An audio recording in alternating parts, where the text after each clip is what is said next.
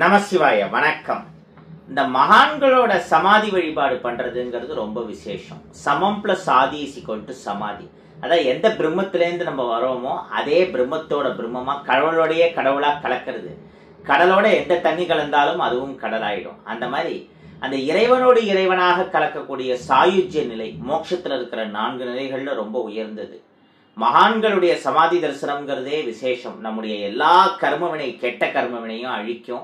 நல்ல கர்மவினை கெட்ட கர்மவினை ரெண்டுத்தையும் பேலன்ஸ் பண்ணாதான் நமக்கு மோட்சம்ங்கிறது கிடைக்கும். இருள் சேர் இருவினையும் சேரா இறைவன். நம்ம நிறைய நல்ல விஷயங்கள் பண்ணாலும் இந்த புண்ணியத்தை அனுபவிக்கிறதுக்குன்னு ஒரு பிறவியை எடுத்து நல்லா அனுபவிச்சுட்டு அப்புறம் கடவுளோட திருவடியை போய் சேருவோம். இந்த நல்வினை தீவினை ரெண்டும் பேலன்ஸ் ஆகுது எப்போ? கடவுள் வழிபாட்டின் மூலமா. அந்த கடவுள் வழிபாட்டுக்கு வழி காட்டுதல் இல்ல, அந்த கடவுள் வழிபாட்டினால நமக்கு கிடைக்கிற பலனை இன்னும் பல மடங்கு கூட்டுதல் பெருக்குதல்.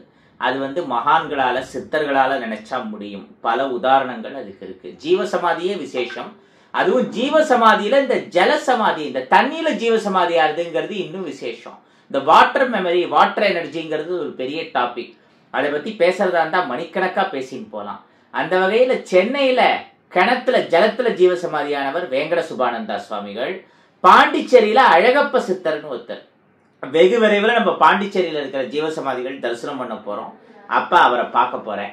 வேங்கட சுபானந்தா சுவாமிகள் ஜீவசமாதிக்கு பல தடவை அடியேன் சென்று தரிசனம் பண்ணக்கூடிய அந்த பாக்கியம்ங்கிறது கிடைச்சிருக்கு. அந்த வகையில வர நவம்பர் 2ஆம் தேதி ஞாயிற்றுக்கிழமை வேங்கட சுபானந்தா சுவாமிகளோட குரு பூஜைங்கிறது வருது. அங்க ஒரு தடவை காலை வைக்கிறதே அவ்வளவு விசேஷம். அங்க காலை வச்சா நம்முடைய தலையெழுத்து மாறும். அதற்கு பல 100 உதாரணங்கள் இருக்கு. அன்னைக்கு காலையில 4 மணிக்கு கோபூஜையிலேருந்து ஆரம்பிச்சு 4:30லேருந்து காலையில 6 வரைக்கும் கணபதி ஹோமம், நவகிரக ஹோமம் மாதிரியான ஹோமங்கள். 6 மணிக்கு மேல பல்வேறு விதமான பூஜைகள், அர்ச்சனைகள். அன்னைக்கு மத்தியானம் 12 மணிக்கு அன்னதானம். இந்த மாதிரிலாம் நிறைய நடக்கிறது. இப்ப நம்ம முக்கியமான சில ஆன்மீக பொருட்கள், மூலிகை பொருட்களை நிறைய பேருக்கு பூஜை பண்ணி கொடுக்கிறோம். அதெல்லாம் இந்த மாதிரி பழமையான சில சித்தர் ஜீவசமாதிகள் கோவில்கள்ல பூஜை பண்ணி கொடுக்கறது தான். உதாரணத்துக்கு இந்த 12 ராசிகளுக்குரிய மூலிகை வேர்களை காப்பர் குப்பிக்குள்ள போட்டு அதோட குக்குள் மாதிரியான சில மூலிகைகள், பசுஞ்சான விபூதி எல்லாம் சேர்த்து ஒரு ப்ராசஸ்ல கொடுக்குறோம். ராசிக்கல்லை விட 10 மடங்கு வீரியம் வாய்ந்தது அந்தந்த ராசிகளுக்குரிய மூலிகை வேர்கள். நிறைய பேரோட வாழ்க்கையில பல மாற்றங்களை செய்து கொண்டிருக்கும் அந்த ராசி தாயத்து மாதிரியான விஷயம். மேலும் பல ஆன்மீக பொருட்கள் அதெல்லாம் இந்த மாதிரியான இடங்கள்ல வச்சு பூஜை பண்ணி கொடுக்கறது தான். அதனாலதான் அதோட ஆற்றல்ங்கிறது பல மடங்கா இருக்கு. இந்த ஜீவசமாதிக்கு தரிசனம் பண்ணோன்னு நினைக்கிறவங்க எப்ப வேணாலும் வரலாம். குரு பூஜை இன்னைக்கு வந்தா விசேஷம். அட்லீஸ்ட் பக்கத்துல இருக்கிறவங்க இவரோட குரு பூஜையில கலந்துக்கோங்க. அன்னைக்கு அடியேனும் மேக்சிமம் வருவேன். ஆனா எந்த டைம் வருவேங்கிறத இப்போதைக்கு என்னால சொல்ல முடியாது. எப்ப எனக்கு டைம் கிடைக்கிறதோ அன்னைக்கு வர 2 நவம்பர் அவர் தரிசனம் பண்ணிட்டு போவேன். எல்லாருக்கும் எல்லா நலன்களும் வளங்களும் கிடைக்கட்டும்.